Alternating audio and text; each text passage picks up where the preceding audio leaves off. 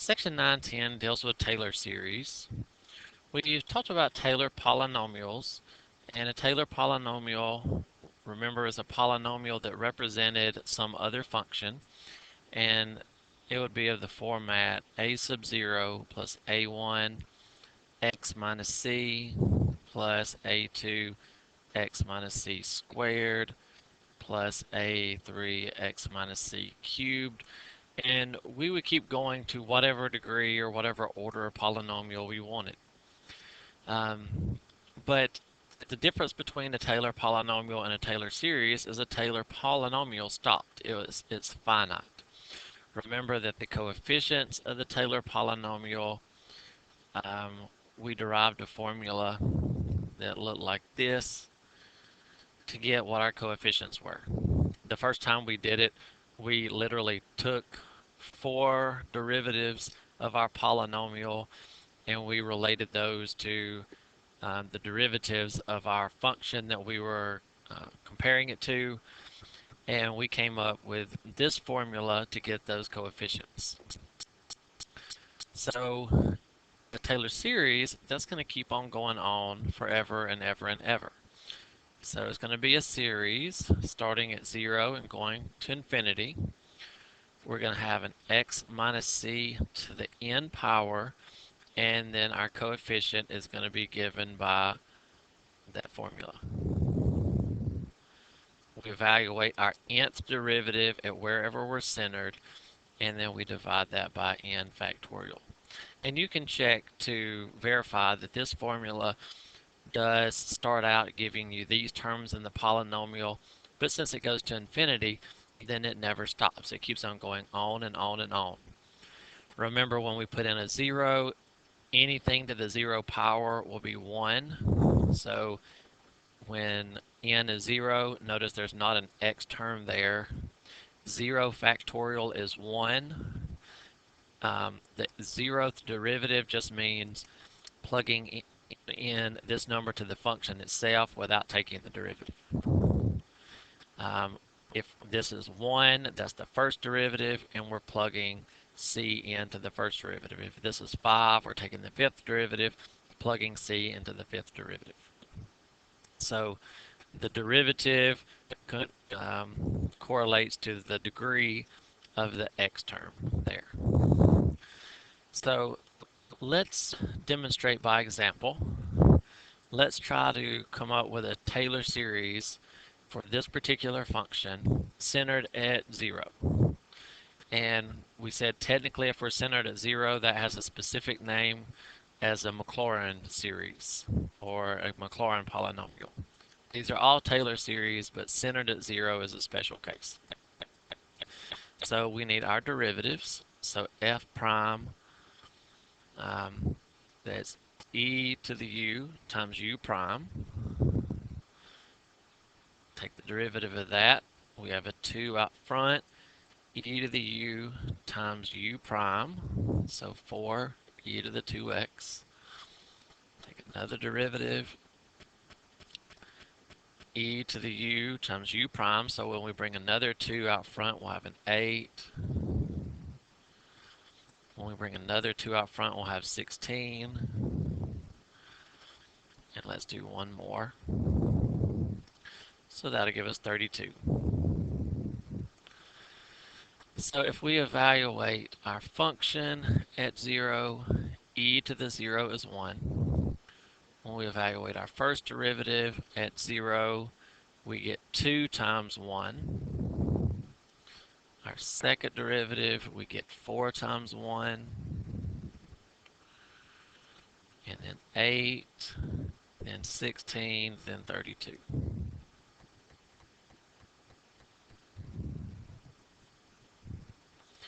So we can write out, we're going to start out by writing out the Taylor polynomial, and then we're going to try to find a formula to put that in series notation. So our polynomial that is centered at 0, a sub 0, let's remind ourselves, the a sub n is the nth derivative, plugging in our center over n factorial. So I tell you what, let's make a column where we just calculate our a's. So a sub 0 will be 1 over 0 factorial. A sub 1 will be 2 over 1 factorial. A sub 2 will be 4 over 2 factorial. And then 8 over 3 factorial. And 16 over 4 factorial.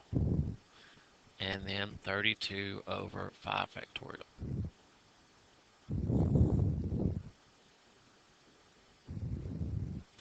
So our fifth degree Taylor polynomial, 0 factorial is 1, so 1 over 1. And in fact, let's not even introduce these to begin with. Let's call this 1 over 0 factorial, and then 1 over 2 over 1 factorial, and that's x minus 0, and then 4 over 2 factorial x squared, then 8 over 3 factorial x cubed, and then 16 over 4 factorial x to the 4th, 32 over 5 factorial x to the 5th. And then if it's a series, that's going to go on and on forever. So let's try to put this in series notation. So keep in mind here, n is 0, 1, 2, 3, 4, 5. So our series goes from 0 to infinity. Notice in the denominator of our coefficient, we have whatever n is, we have that factorial. So we have an n factorial on bottom. And then our power of x corresponds to n. So if n is 2, x is squared. If n is 4, x is to the 4th. So we have x to the n. And then the other part we have to look at is this numerator. Notice each of these numerators are powers of 2 because we started out having no 2's, and then we had 1 2, and then 2 2's, and then this was 3 2's, 4, and 5. These are all powers of 2. So this is 2 to the first, this is 2 to the second, 2 to the third, and so forth. So our numerator is 2 to the n. And then you can check to see if that works. You can put in a 0 and see if that gives you this. You can put in a 1, see if you get that, and so forth. But yes, that will give us that Taylor polynomial. So that's the formula we are looking for.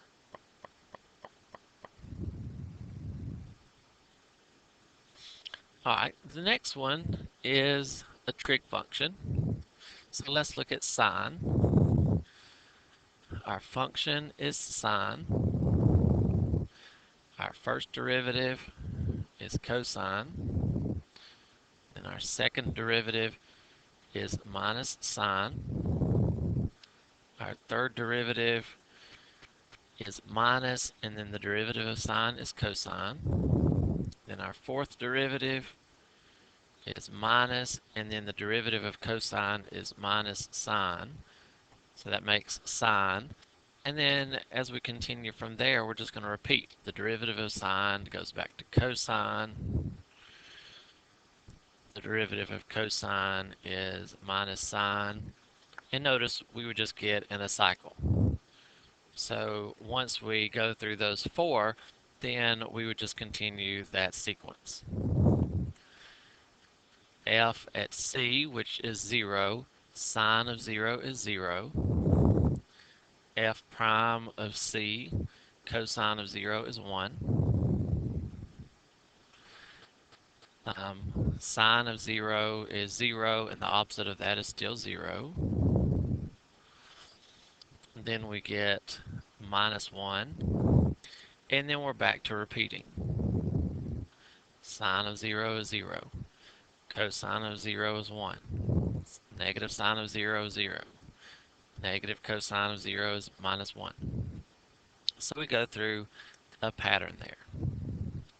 So if we get our a's, our coefficients,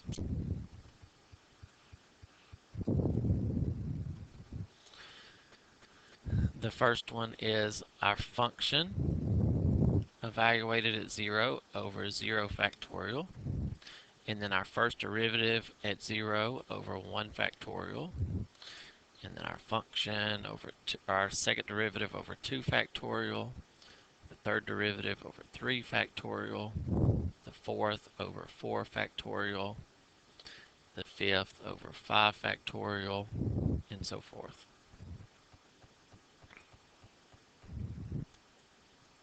So with those coefficients,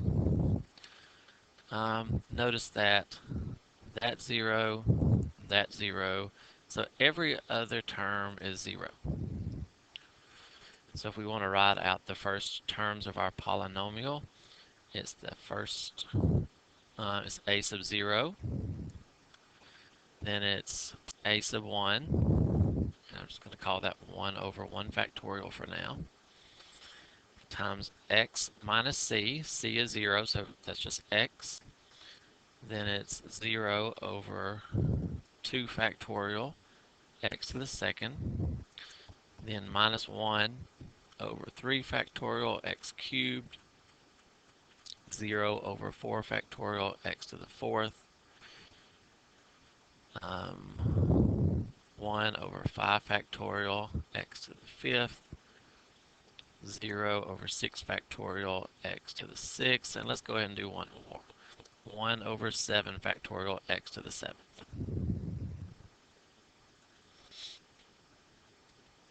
So that one's 0, that one's 0, 0, 0.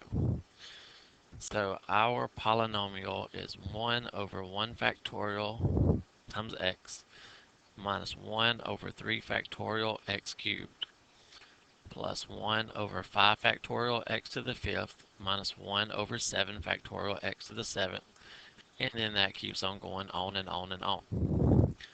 So observe that each of these are odd numbers.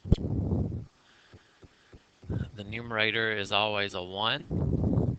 We alternate signs, positive, negative, and the exponents are all odd. Now when we go to write our series, when we set up our counter, this is every integer, 0, 1, 2, 3, 4, 5, 6, all the way to infinity, but this skips numbers. This skips 2, 4, 6, 8, and so forth. So how do we account for the fact that this is skipping the even terms, but this isn't? Well, we can write a formula that gives us just odd numbers, or we can write a formula that gives us just even numbers. If we look at the formula 2n, that will give us even numbers every time. A sub 0 is 2 times 0, a sub 1 is 2 times 1, a sub 2 is 2 times 2.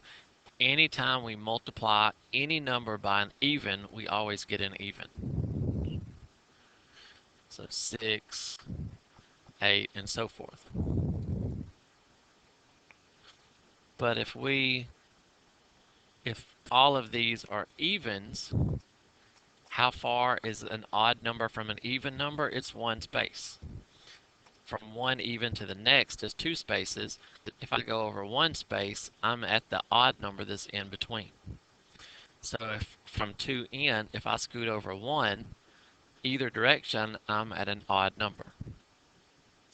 So 2 times 0 is 0 plus 1. 2 times 1 is 2 plus 1. 2 times 2 is 4 plus 1. So that formula is going to generate odd numbers. So we need to use that formula to generate the odd numbers that we're looking for. That gives us 1, 3, 5, 7, and so forth. So for our factorial on bottom, we need 2n plus 1 to generate those values, 1, 3, 5, 7. Notice when we plug a 0 in, we get 1. We plug a 1 in, we get 3, and so forth. Sometimes we might have a -1 here. That depends on what our first odd number is and where our counter starts. If our counter started at 1, 2 times 1 is 2, plus 1, that would be 3, but we would have to go before that. So we might have a -1 here instead. We're multiplying this times x raised to the same power. Remember, this power and that factorial are the same number. So 2n plus 1 will be the power of x. The other component is that we're alternating signs. We have a positive, negative. So we've seen that when we have an alternating series, we have -1 to a power. So that power might be n, it might be n plus 1. That depends on whether we start with a positive or negative. If n is 0, -1 to the 0 is +1, so we have a +1 here. When n is 1, we have a 1 here, -1 to the first is -1, so hence we have a -1 here. So this is our 0, our n equal 1, n equal 2, n equal 3. So let's check here. If n is 2, -1 squared is +1, so we have a +1 here. If n is 3, -1 cubed is -1, so we have a -1 there. So we've made all of our pieces work. We've got x to the correct power, we've got the correct factorial on bottom, and we've got the alternating signs. So this is the Taylor or the Maclaurin series for sine x centered at 0.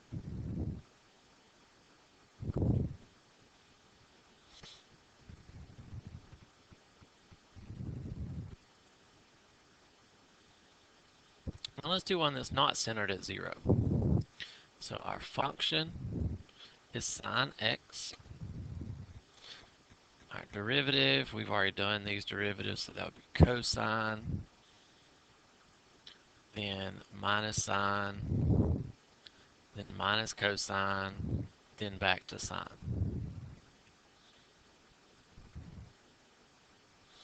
And then we'd have cosine, minus sine, minus cosine, and then we would repeat again.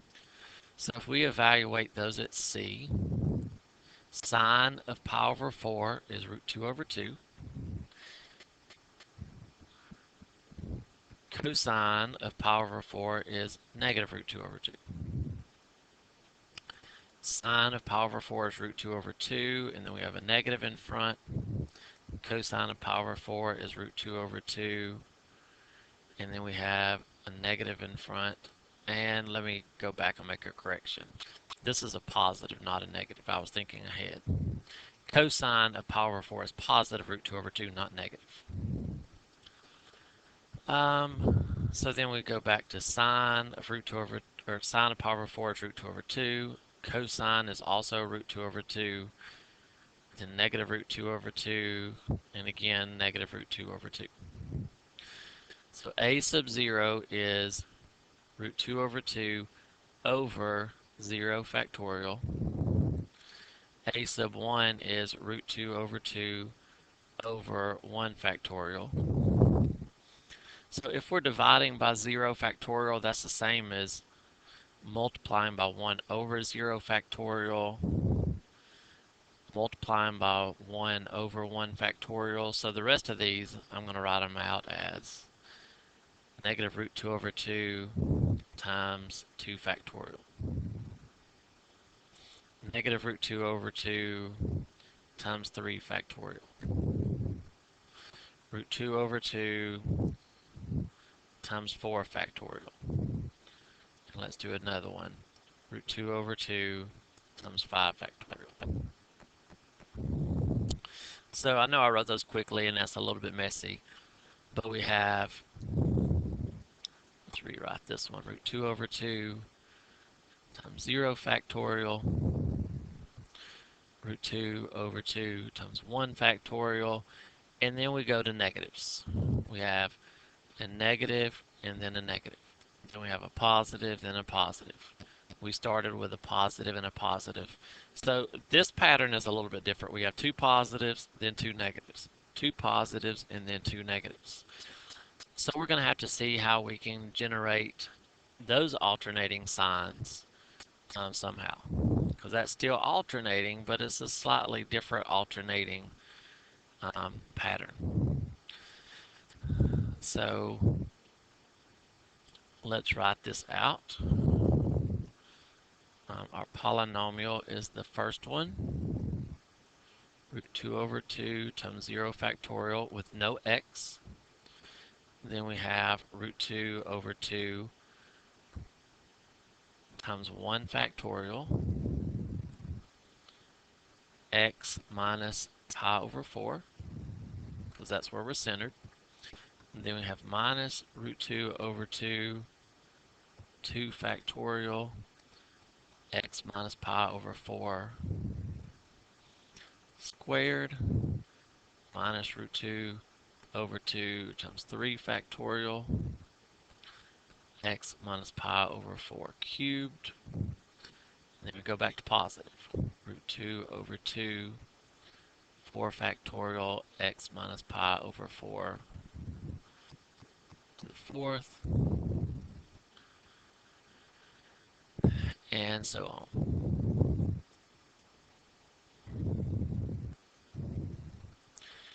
So there are a couple of ways we can go about coming up with a series for this. I'll do it both ways just to illustrate both techniques, just to kind of give you something to think about. Some of you one way might be better, some of you the other way might be better. So I'm not gonna force you into where you got to think about it this way or you got to think about it that way. So let me go ahead and paste this over here. So one way to look at this is to group all of the odd ones together. This is when n is 1, 3, then 5. And notice for the odd ones, it goes positive, negative, and positive. So we can write a series for that one. And then we can group the even ones together. Notice that goes positive, negative, positive. And we've done some that alternate signs every term. So we can do one for the odd ones, we can do one for the even ones, and then if we add those together, if we do this series plus that series, then that will give us all of the terms. That will give us all of them. We just have to make sure that our index starts at the same place, that our index starts at 0 each time. So let's do the odd ones first. So for the odd ones, we're going to start at 0 and go to infinity. Every one of them has a root 2 over 2, and then we have a factorial that goes with that. That's an odd number starting at 1. So we saw on the previous problem that to get odd numbers, we can do 2n plus or minus 1. Notice if n is 0, 2 times 0 is 0 plus 1, so this is going to start at 1. So that would be 1 factorial. And then we're multiplying that times x minus pi over 4 to the same power. So the same power is that. That's a 3, that's a 3, that would be a 5 and 5. So our power there would be 2n plus 1. And then we're alternating signs. So since I'm running out of room, I'll put the negative 1 out here. Let's try n here. So if n is 0, this is positive 1. If n is 1, that's negative 1. If n is 2, that's back to a positive. So we can use that. If we want to rewrite this,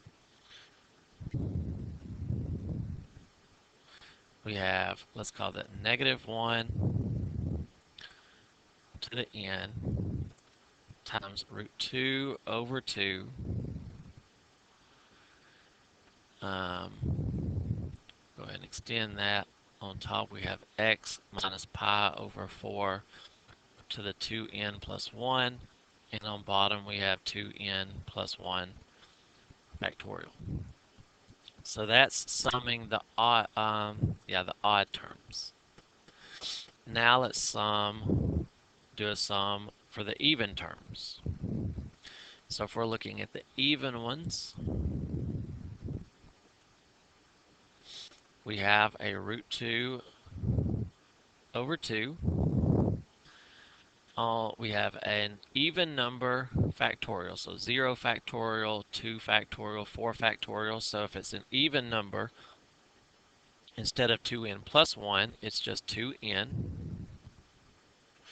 Notice if we put a 0 in, 2 times 0 is 0 factorial. That's what we have for the first one. If we put a 1 in, 2 times 1 is 2 factorial. That's what we have for the next one. And then if we put a 2 in, we would get 4. So then we have x minus pi over 4, x minus pi over 4 to the same power. If this is 2, that's 2. If this is 4, that's 4. If this is 0, we don't have it. So 2n there. We're alternating signs. We go positive, negative, positive. So we're going to need a -1 to the n.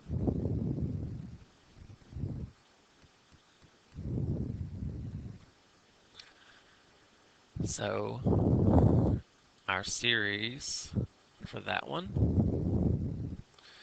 we have -1 to the n times √2 over 2 times 2n factorial. And then on top, we have what? X minus pi over 4 to the 2n. Now that we have a series for the odd terms and one for the even terms, then our final Taylor series, our infinite Taylor polynomial, would just be the combination of these two. So it would be the sum from n equals 0 to infinity of -1 to the n times √2 over 2 times x minus pi over 4 to the 2n plus 1 and 2n plus 1 factorial on bottom, plus the other one, the sum from 0 to infinity of -1 to the n √2 times x minus pi over 4 to the 2n over 2 times 2n factorial. So for example, when we put in a 0, we would get 0 plus 1, so we would have this to the first power, 1 factorial, and this would be positive, so that's giving us this term. When we put a 0 into this one, we get 0 and 0 factorial, that's this term. When we put in a 1, we get a negative here, we get a 3 and 3 factorial, that's giving us this term. When we put a 1 in here, we're getting a negative, we're getting 2 and 2 factorial, that's this term here. Now we could combine these into one series. Since this stuff is being added plus this stuff that's being added, we could factor out some common factors and write this as one summation. Regardless, that's a little bit messy. So let's see if there's a different way we could do this.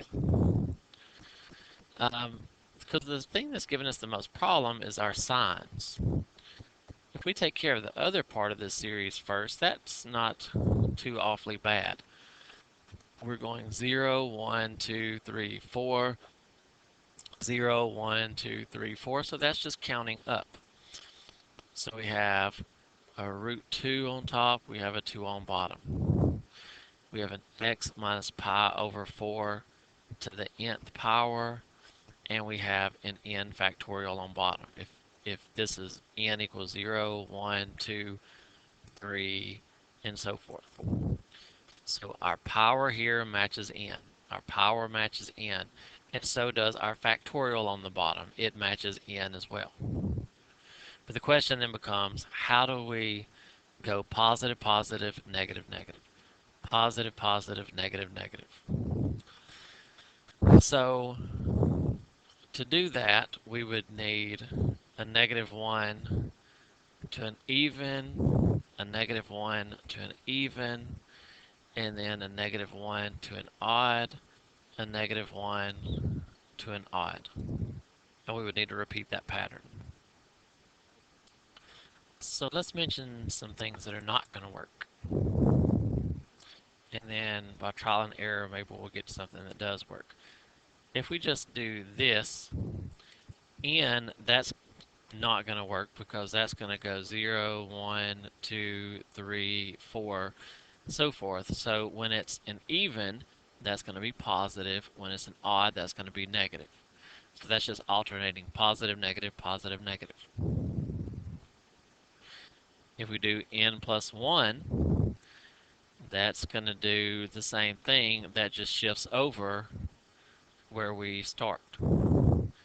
If we do -1 to the 2n, well, 2n makes our exponent even every time, so that's just going to make it positive every single time.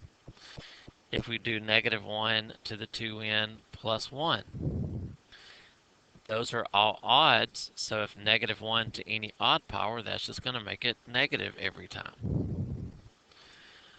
So just counting up every time doesn't work. Counting up but shifting over one doesn't work. Using all evens, all odds doesn't work. What about if we do n times n plus 1? Let's see what that does. So that starts with 0 times 1. Then it's 1 times 2. And 2 times 3. 3 times 4. 4 times 5. 5 times 6. 6 times 7. And then that keeps on going. Well, if we leave it just like that, that's not going to work either, because anytime we multiply by an even number, an even times anything is even. That's 0, 2, 6, 12, 20, 30, 42, and so forth. So those are all even, so -1 to an even power, well, we're back to being all positive. But notice what would happen if we divide by 2 each time.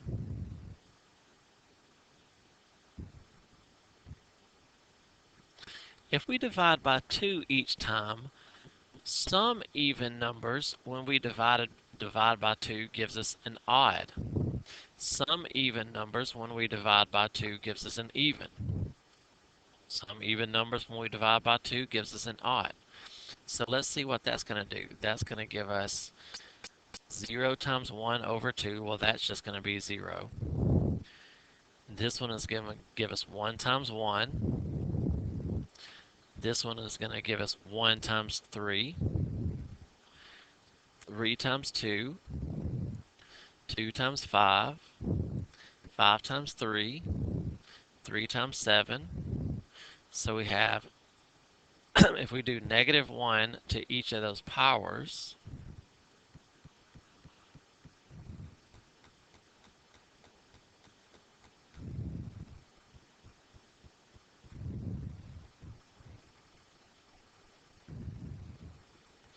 we have a positive 1, a negative 1, then we have a negative 1, then a positive 1, then a positive 1, then a negative 1, then a negative 1. So notice we get two negatives, two positives, two negatives, and then two positives. So what formula did we use? On top we had n times n plus 1, and then we had a divided by 2 in the denominator. So is that going to work? Are we positive, negative, negative, positive, positive? If we go back, we actually have two positives, then two negatives, then two positives, then two negatives. So if we shift over,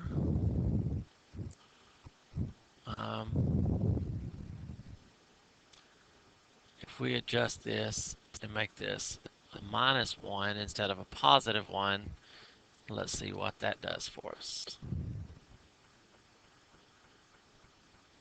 We still have the same effect, but that just changes our starting point. So we have negative 1 to the, let's see, if we start with a 0, we would have 0 times minus 1 over 2, which is going to be 0, so we get a positive 1. If we put in a 1, we get 1 times 0 over 2, which is going to be 0 again, so positive 1. If we put in a 2, we get 2 times 1 over 2,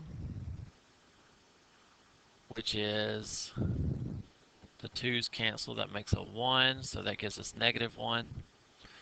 0, 1, 2. If we put a 3 in, we have 3 times 2 over 2, so the 2's cancel, so that's negative 1 to the third, so that's negative. If we put a 4 in, we get 4 times 3 over 2, that makes 6, so that's back to positive, and let's do one more. If we put a 5 in, we get 5 times 4 over 2, which is 10, that's back to a positive. So that gives us the signs we need. Positive, positive, negative, negative. Positive, positive.